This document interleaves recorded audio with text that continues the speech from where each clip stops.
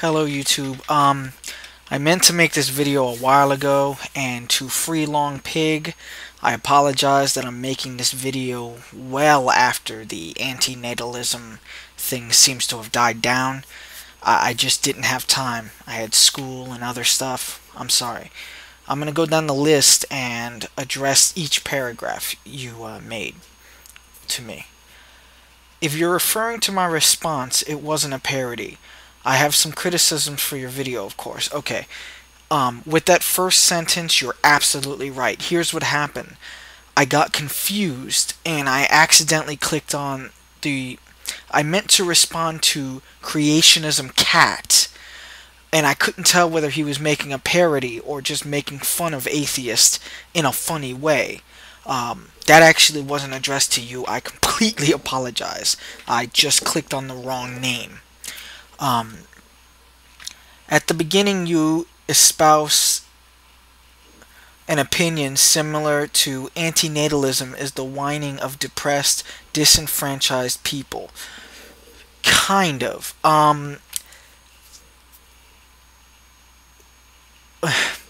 This is complicated because I actually agree with you that that it's not okay to call antinatalists depressed and dismiss their arguments, just as it's equally, if not more vile, to call people who are pro-natalist addicted to life. Both of those things are absolutely disgusting, and I didn't mean that you're depressed, therefore you're wrong. I simply meant the what you said in your next paragraph. I don't take offense with inquiry into antinatalist motivations. Depressed people are probably more likely to buy into antinatalist philosophies, as they probably should, considering that they're depressed. If people who think life is bad don't say life is bad, who is going to? The cheery people? I don't know what a Pollyanna is, but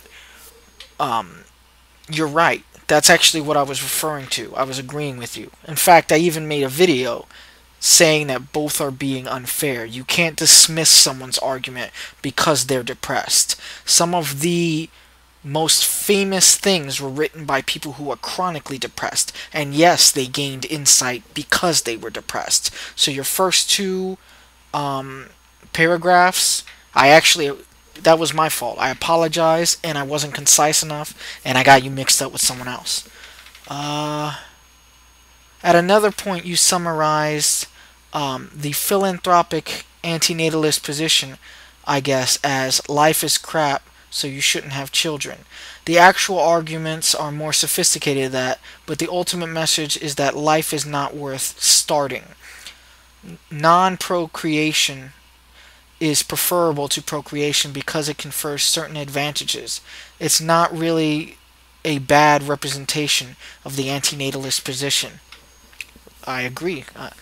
I don't think you were criticizing what I said. I was simplifying it for the sake of conversation, but yeah, I agree with that. I don't agree with the conclusion. I'm not an antinatalist, but I agree with that assessment. That's actually quite accurate as far as I can tell. Then you compare antinatalists to hippies. No, I didn't, but let me go on. Which again would be another ad hominem fallacy in disclosure. You use the word ad hominem a lot in this letter to me. That seems to be the only fallacy you know. This is not an ad hominem. I'm just telling you.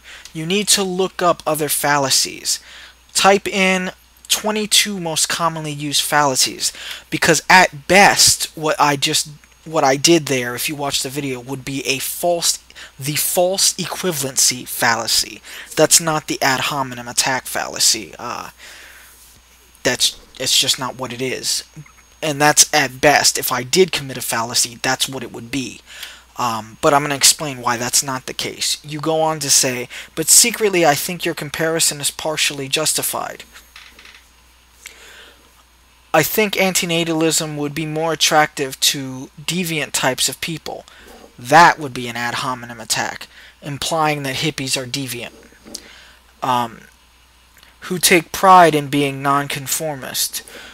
I think people who are hippies are a little more complicated than that. I think the group you meant to talk about is nonconformist.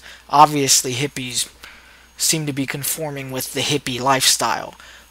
They're not, by definition, nonconformist. Um, I certainly hope that it also appeals to rational people. However, again, assuming that all hippies are not rational. I was talking about a specific type of hippie. If you listen to these words after that, I think it does. Although I'm biased, that's very rational of you to admit. Very self-aware. I'm biased in certain instances too. Maybe I see what you're talking about. I'll leave that for you to decide. Still, even if antinatalists are like hippies or metaphysicists, antinatalism still isn't refuted. Um, Thank you for leaving it for me to decide. I decide you don't see what I'm saying. You misunderstood that point entirely. What I was saying was that their human nature has a desire to have a simple answer instead of a complicated answer. That is to say, I was pointing out that subgroups of hippies, metaphysicists, and other, or people who believe in the rapture, people who believe in the Illuminati, basically hippies, um, the idea that nature is good, technology is bad. It takes many issues and simplifies it to one thing. We should get back to nature at all cost. Metaphysicist, soon we don't have to really worry. We just need to focus on ourselves. We don't have to make the world a better place because soon there will be a massive awakening and we'll all become psychic and the whole Newman thing and quantum physics will be able to manipulate reality and we won't have to work hard to make the world a better place because it'll just happen.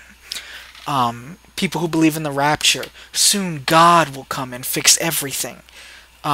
Those who we hate will be destroyed. Those who we love will be with us in the afterlife. And those who disagree with us about the nature of reality will be shown that they are wrong and judged by the quality of their heart. Shouldn't all of us be? But basically, we don't have to do anything. The signs of the end of the world are good because it shows that Jesus is coming, or what have you. What was the last one? Oh, conspiracy theorist.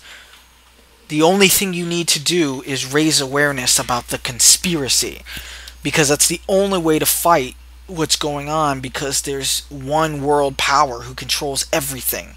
There's no point in actually fighting against it because they control all levels. The only way even if you try to fight against it, they'll just crush you down. The only way you can fight against it is going on websites and sending emails to each other to raise awareness, but without actually making an effort to change the things about reality we don't like.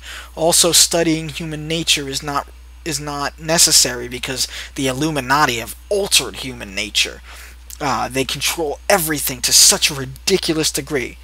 Basically, a shortcut. We don't have to work hard, so we'll pick a abrupt, easy answer that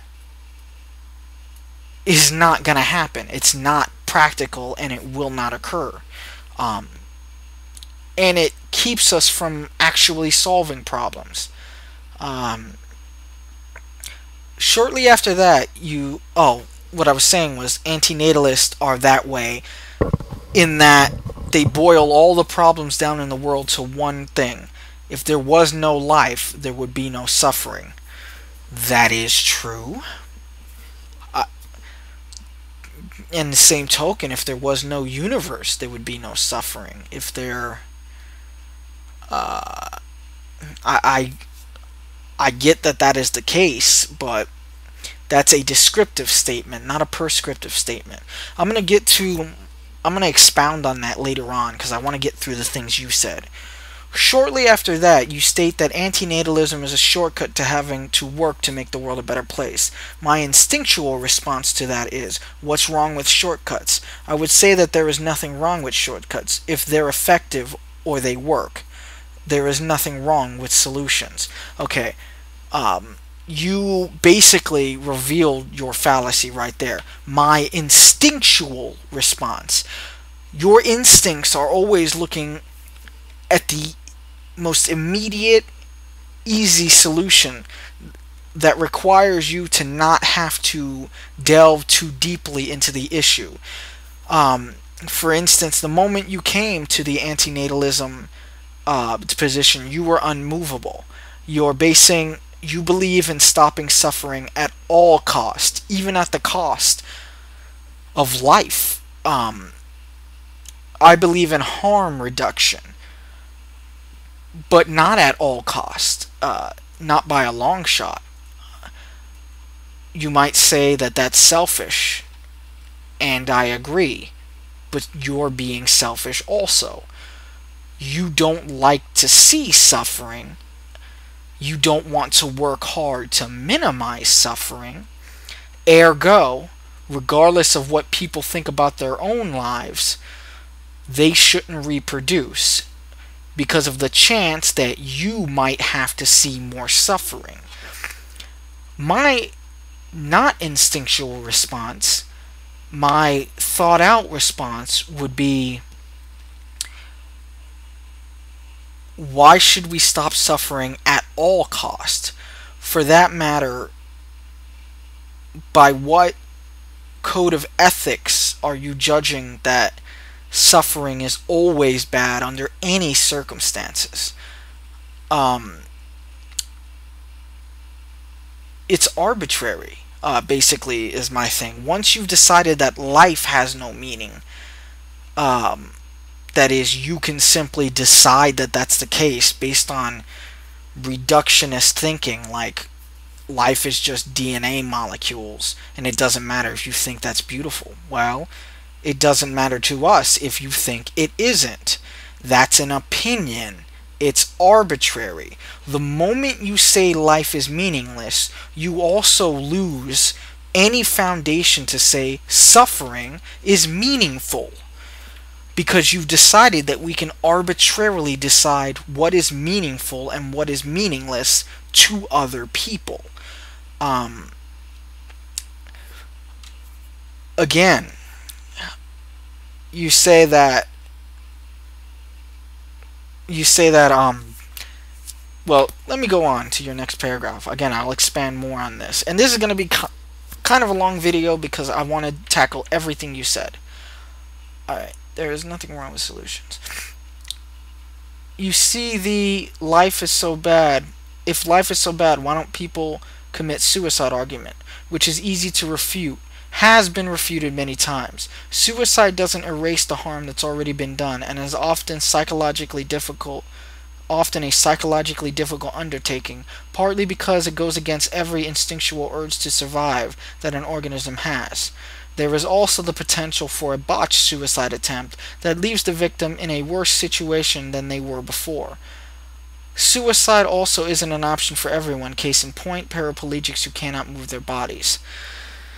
I don't really see that as a refutation because, again, you've already made everything arbitrary when you said life is meaningless. You have no argument to support life is meaningless because the very word meaning is something we apply on things. For instance, your desire to reduce harm, that's meaningful to you. Unfortunately, you've arbitrarily applied the concept of meaning to harm reduction. Now, I happen to agree with you about harm reduction, but again, that doesn't make it any less arbitrary. I don't really have to. You say it's been refuted. Not really. It doesn't erase the harm that's already been done. Okay, I never asserted that it does, nor did I assert that it should. If it erased the harm that was already done, then there would have been no reason for that person to commit suicide. Furthermore, again, you believe in harm reduction at all cost. I believe in harm reduction at high cost, not at the cost of the human race. You might say that's selfish, but you're also selfish. You want to reduce all harm because you do not like to see harm happening. That is also a selfish desire. But I'll go on. Whether or not the person wants to exist after they exist is irrelevant. No, it isn't.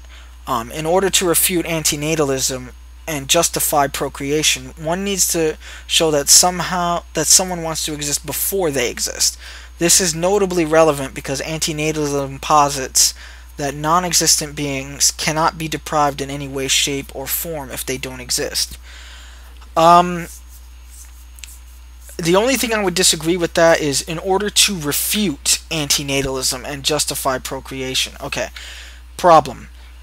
You cannot refute what is essentially just an opinion with no basis because it makes itself arbitrary when it starts to prescribe meaning to things. Because meaning, by definition, requires sentient beings.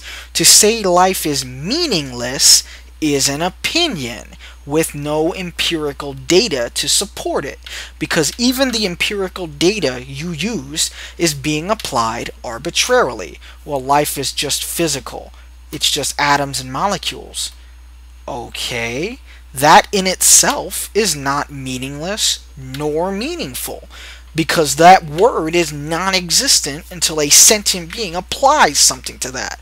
Again, you shot yourself in the foot when you said life is meaningless, because somehow you are the god of meaning now. You're able to decide what is meaningful and what is meaningless to everyone else. Whether a person wants to exist after is irrelevant. I don't think it is. Again, that is a value judgment. You say it's irrelevant. No, I don't think it's irrelevant. I think it's quite relevant. If you're in a bad situation and you can walk out at any time,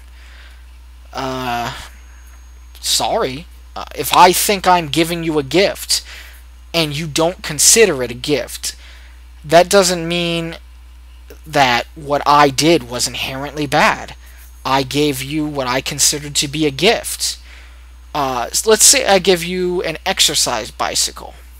In my opinion, the long-term effects are good, though certainly whilst you're using that exercise bicycle, if you're like me, you're going to be miserable because you're sweating, you're tired, you feel bad while you're exercising. It is a negative experience that afterwards feels like a positive experience. Now, can I decide whether that is a gift? In your opinion, no, I can't. I can only give you the gift and hope it turns out okay. I can also decide not to give the gift. But it's just an opinion. There's no empirical way to decide whether that gift is positive or negative. If you say, well, it clearly makes the person more healthy. What if it gives them a heart attack and they die? What if it breaks and seriously injures them? For that matter, what if they don't like exercising? What if they want to be unhealthy because they believe in being able to do whatever you want as long as it doesn't harm anyone in their position? Again, it's arbitrary. You've already established that life is meaningless you've already asserted life is meaningless without actually establishing that point.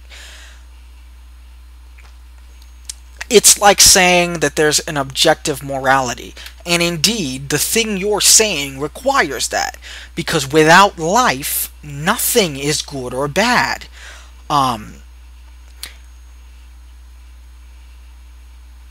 You can't cause harm or good to somebody before you bring them into existence. In my opinion, the act of bringing someone into existence doesn't cause harm either. The harm starts the moment after they're brought into existence. depending on how you treat that person, I mean, again, your biggest problem is that you say whether a person wants to exist after they exist is irrelevant. That that's a value judgment, and you've already eliminated value judgments. It just doesn't work. I'm sorry. I agree with you that you can't deprive someone who doesn't exist of anything. I never asserted that.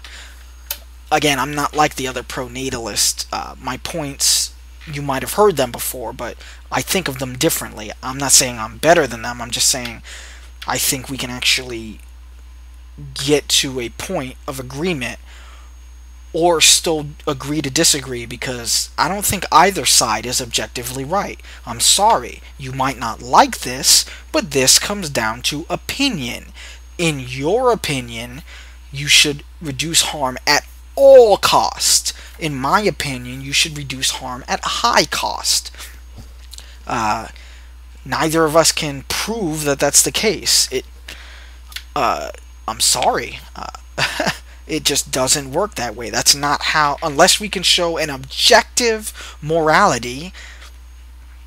Sorry. There are positive too, however. You acknowledge that antinatalism doesn't advocate destruction nor murder. Rather, it advocates non-procreation. Thank you.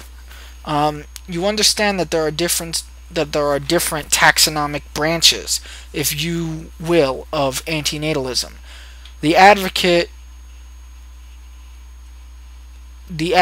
complete antinatalism. You advocate situation dependent antinatalism. You could also divide antinatalism into categories of motives, such as philanthropic antinatalism and environmental antinatalism. I think I see some of what you're saying there. I'm moderately antinatalist in that I'm sick of parental rights being treated as sacrosanct. You can't even question parental rights or people lose their shit. That's completely biological. That's not logical on any level. Because, my child, no. That's all it is down to. They want the right to do whatever they want to their child. I think there should be either positive rewards for someone who I think you should need a license to get any benefits for your child. Now, I know people are going to say, well, then people are just going to, it's just going to hurt children who are born without the license. I don't think that's the case. I'm not saying you go out of your way to harm those who didn't get a license. I'm saying you give extra benefits to those who do. There should be the most benefits, of course, once our economy gets better. That's another issue. But much benefits for maybe like higher tax rates for dependents. Much benefits for people who get a license before they have a child. Better benefits, or not better benefits, but not quite as good benefits for people who get a license after they've had a child. Getting a license requires taking a class, and the same as driving. You need to read a book, and you need to understand the basic ethics of raising another person. And then none of the extra benefits for people who didn't have a license before they had a child and refused to take any class for having a child.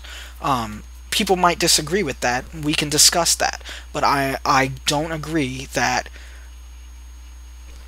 Well, basically, for instance, claiming your child as a dependent, until you get licensed, I don't think you should be able to do that.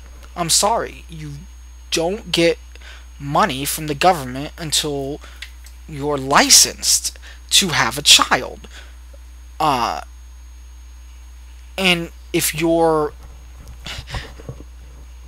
you've killed 2 of your other children, your license should be, you should not be allowed to have children. If you do, they should be immediately taken away from you. Now, people might say, well, that'll just lead to more orphans or more foster care. Okay, I disagree with the way we do adoptions. I think if you have 100 children and you're really careful to avoid the abuse of one of those 100 children, by lowering the standards of adoption, yet because you did that, 99 of those children stay in foster care and live very not good lives, very painful lives.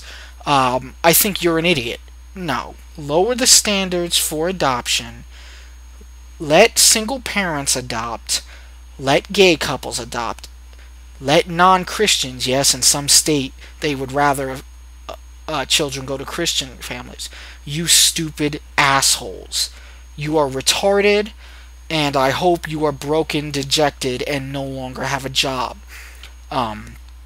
Because you're just not smart people. I know people say, no, it's a matter of opinion. No, I don't think this is. I think this is a matter of intelligence. Maybe even brainwashing. But I'm going off topic.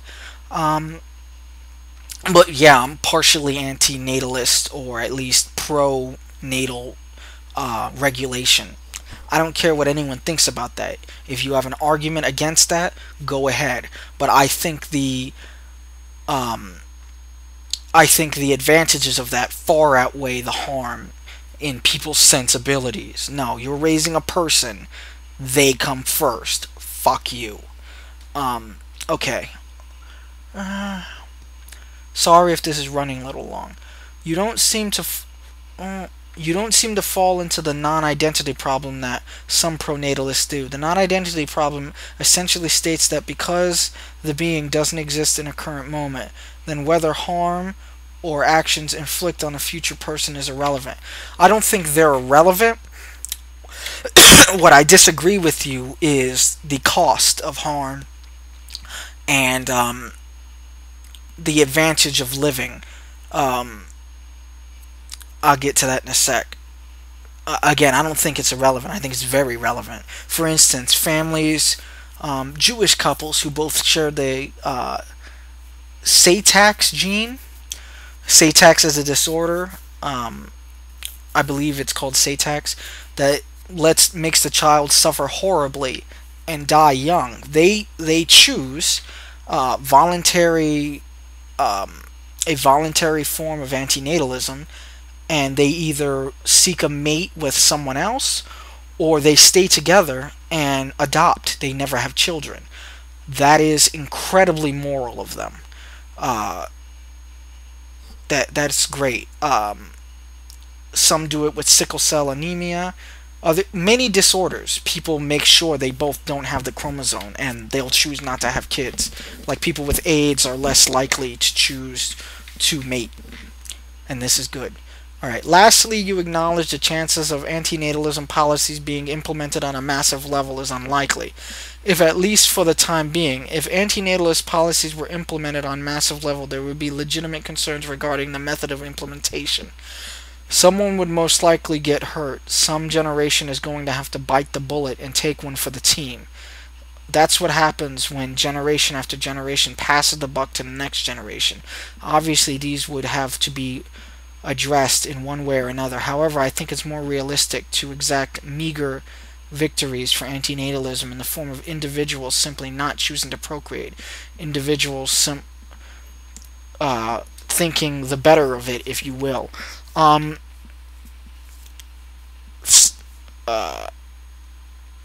Thank you for that first. Is going to have to bite the bullet. That implies that their result will be good, as in they're going to have to take one for the team for the benefit of the team. But I disagree with you that the wiping out of all mankind is a benefit. I think it's neither a benefit nor a disadvantage. I think it's arbitrary. I'm sorry. You want to avoid pain at all cost. I want to avoid pain at high cost, not at the cost of someone's existence, unless they want to not exist.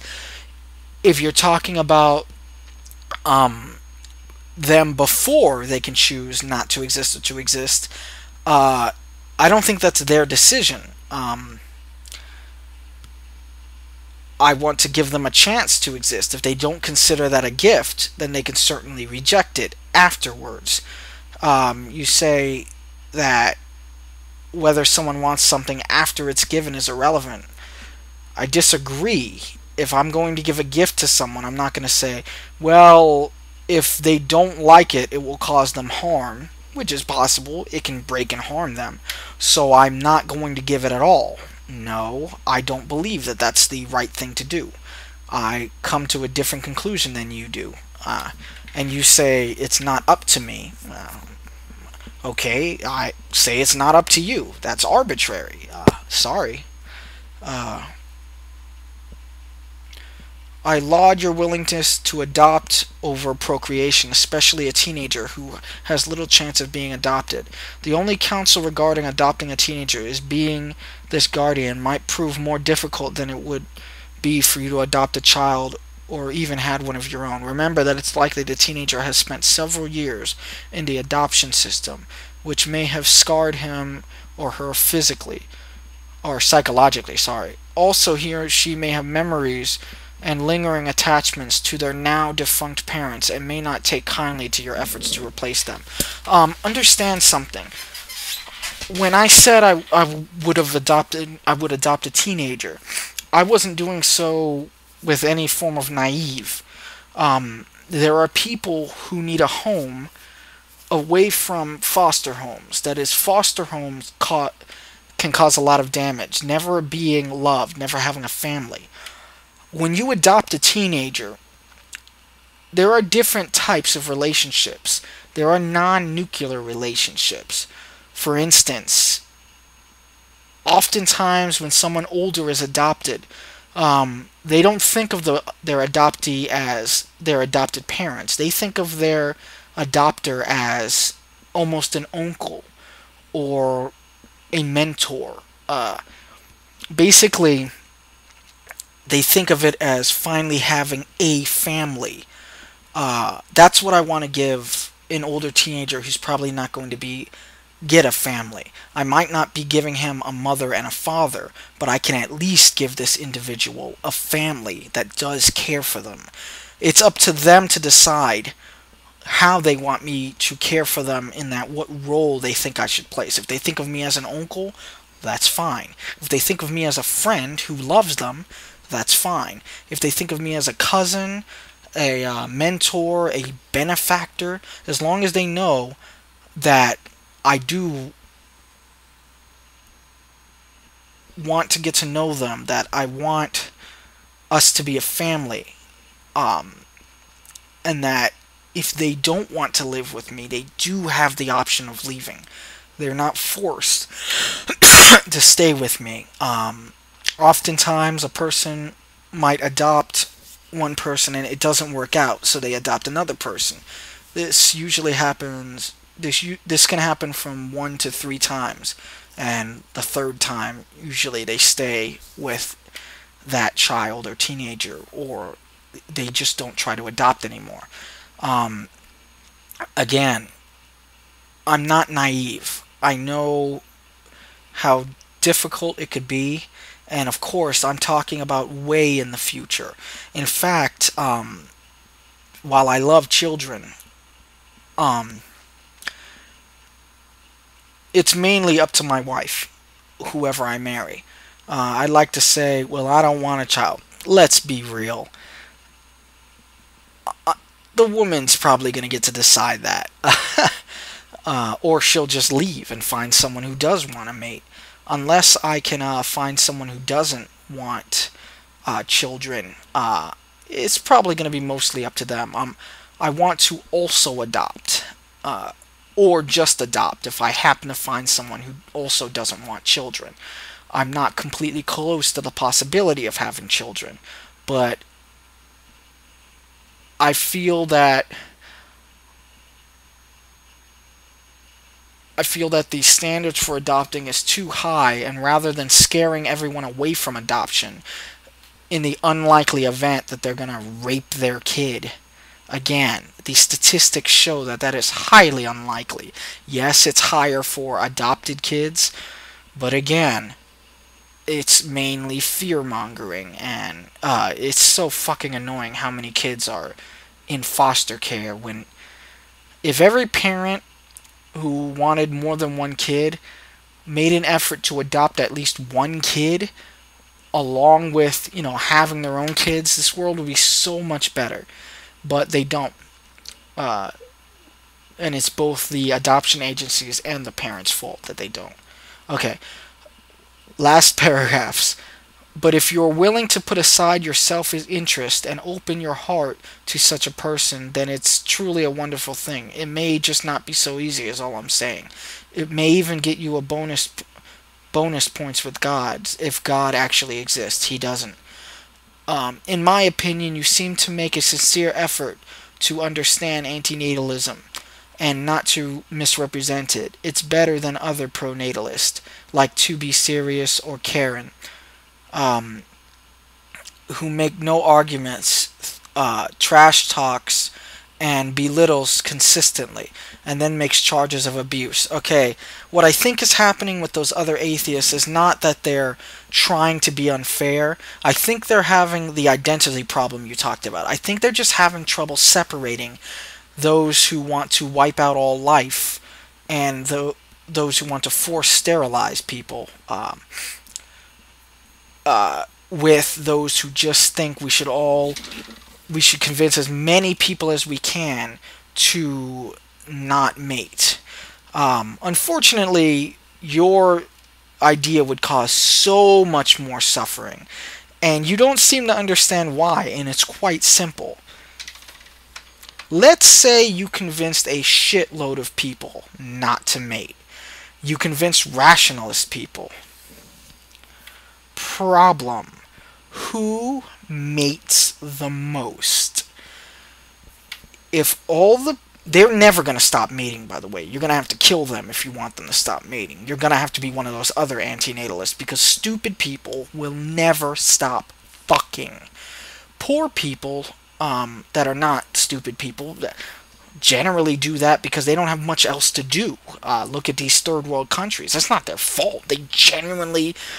When you're in a state of starving, of survival, your brain switches back to the primate.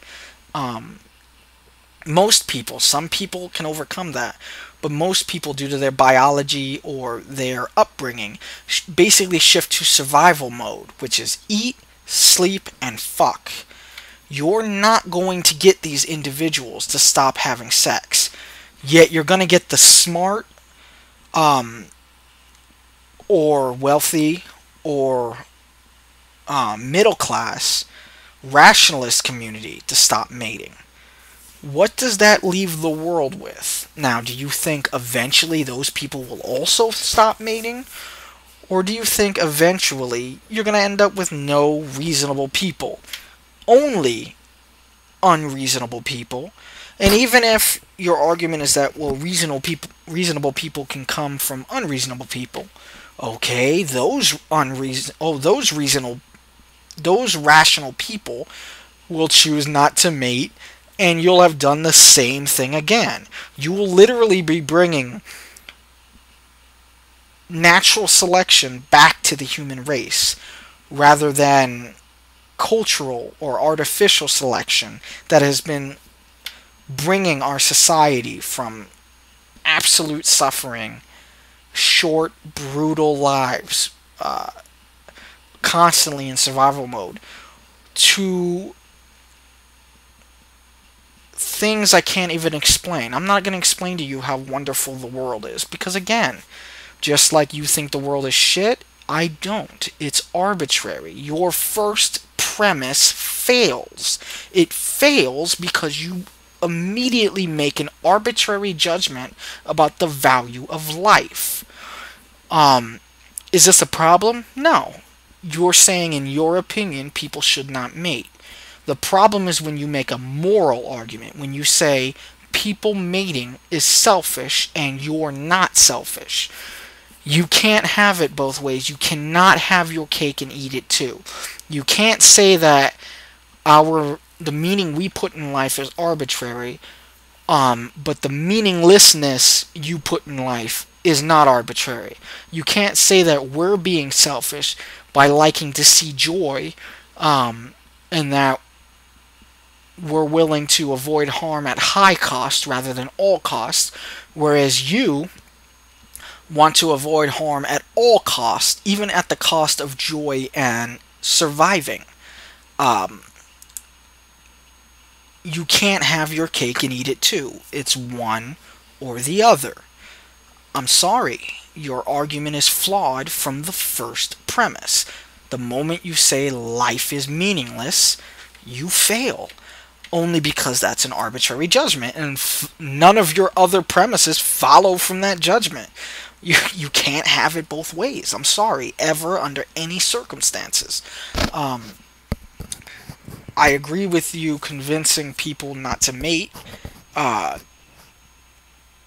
at worst, what you'll do is you'll convince less people to fuck and possibly improve the world by helping uh, populations diminish. Hopefully you can do this in countries that are in bad situations and not in countries that where if you did that you're going to cause a social security problem, or basically just an inability to take care of all our damn old people. But if you were actually to successfully implement this plan and it spread throughout the world, it's not going to spread to people who are not rational. It just isn't. You will fail. And your attempt to do this is causing harm because you're attempting, you can't succeed in doing this, and your attempt to do this will cause good people not to mate, whereas bad people will mate. Or people who are suffering and can't get out of that suffering, they'll mate too. I'm not saying they're bad people, but you know what I mean. So it won't work, and if it starts to work, it's going to cause much more harm than it ever causes good, because you cannot fight the desire to mate, especially in someone who has nothing to lose. So I think that's all. I thought there was one more thing I was going to say.